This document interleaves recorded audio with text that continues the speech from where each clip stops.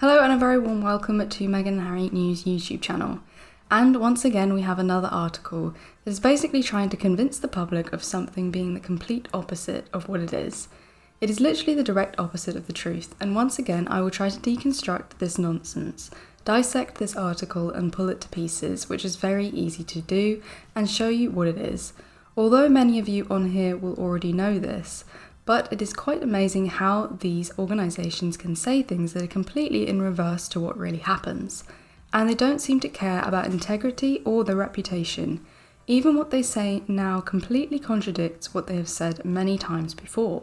Here we see Harry and Meghan had support to succeed until they started throwing trash bombs.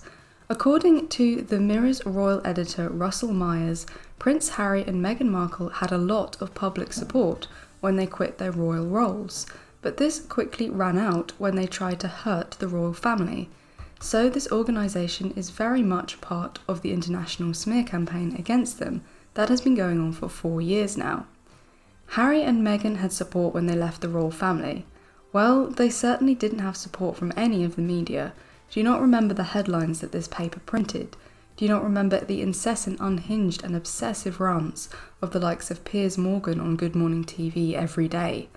The multitude of negative articles about how Meghan and Harry had blindsided the Queen, not forgetting that the reason they were leaving the royal family was because they were both depressed and harassed by the UK media and overseas media for a long time, even before they announced they were leaving, a negative smear campaign that was launched purely because they were so much more popular than the other members of the royal family, which was to be seen so obviously when they went to tour Australia.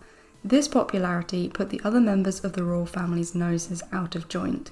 They were jealous, so that is why an international smear campaign suddenly appeared to diminish their popularity.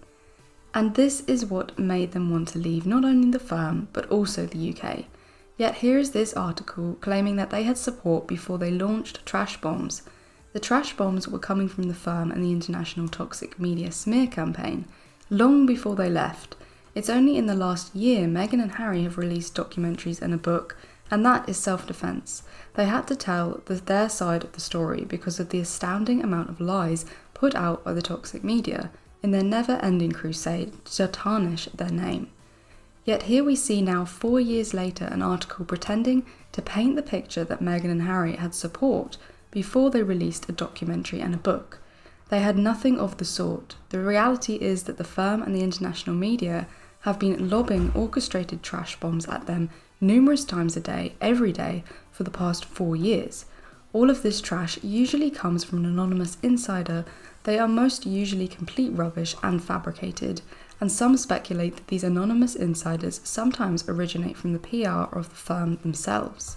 4 years of trash bombs from the media, but here we see that the very same media telling you that they did nothing of the sort. The hypocrisy of the toxic media again is full on display with this one. Meghan Markle likely looking for a role that will solidify her in global elite. When someone says the global elite, it means the global elite is composed of the richest and most powerful individuals and factions in the world. We are talking about those who control the world. The kings, the emperors, one of those factions would be one of the richest families in the world. That would be the royal family. It says here there's ongoing speculation over what's next in Meghan Markle's career, and it has been suggested that her talent agency could be looking for a project to solidify her as a member of the global elite. This rubbish is printed in the Daily Mirror. The Daily Mirror is a mainstream toxic media platform and is most certainly part of the global elite. It's a propaganda machine for the global elite. It is regulated by the government, which is IPSO, and although IPSO pretends to regulate against illegal activities, what it really does is that it functions to tell these big media platforms what they can and can't talk about, which is they tell them what their agenda is. One of the agendas of these toxic media platforms is the 4 years now ongoing smear campaign against Meghan and Harry, a daily agenda to constantly badmouth them to print negative stories, not only in the UK but in other countries, specifically the USA and the Commonwealth countries such as Australia, New Zealand and Canada. The reason for this is because they've rejected the firm. They quit the royal family and started financing themselves, And this fact shines a huge spotlight on how the royal family functions. Their actions show that one of the richest families in the world still take money from every working person in the UK. This, of course, is completely unnecessary, and Meghan and Harry leaving and successfully financing themselves shows this. All the negative articles in the toxic media will never talk about this, because this is the one thing they don't want the public in the UK to address. And that is why there is an ongoing international negative media campaign against Meghan and Harry, to make them figures of hate and to distract the public from ever thinking about that very obvious question: why are we paying for the royal family? And this smear campaign is all orchestrated by the global elite. And so when you see this article talking about how Meghan's solidifying her in the global elite, you know that it's the complete opposite of that, as the global elite and their media outlets are on a mission to destroy and tarnish them. It's them who are the global elite. Unlike any global elite, they don't like anyone who is a threat to them or who exposes their ways. It says here, it's been suggested that Meghan Markle may be looking for a project to solidify her position as a member of the global elite, amid speculation over her career moving forward. The rest of the article is your typical garbage you would expect, but I found it interesting that they would say that Meghan is part of the global elite, yet is attacked every day by the very same global elite, the firm who seem to have all these organisations constantly putting out negative stories, which make them seem unhinged and obsessed. Hello and a very warm welcome to Meghan and Harry News YouTube channel. The smear campaign embarrasses itself again. One of the royal rota's main henchmen, Richard Kay, is at it again with more embarrassing nonsense about how Charles is getting tough with Meghan and Harry. Newsflash, they left. Meghan and Harry, they quit and left. They left a long time ago. They don't care. They have long gone. They don't want to be part of the silly firm.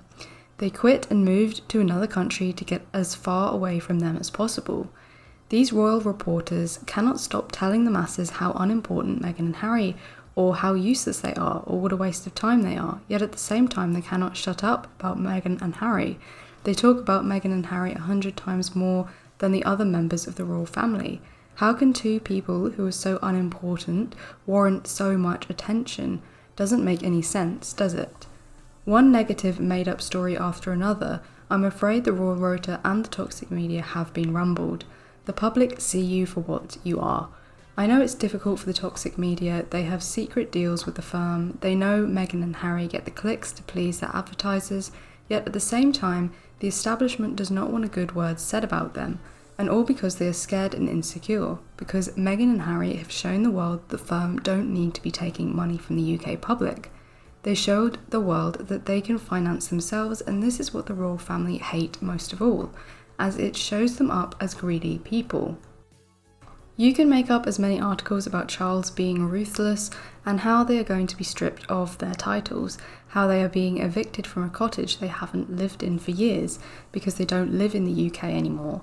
You can't evict tenants who left the property years ago. The property is vacant and you can't evict someone from an empty property.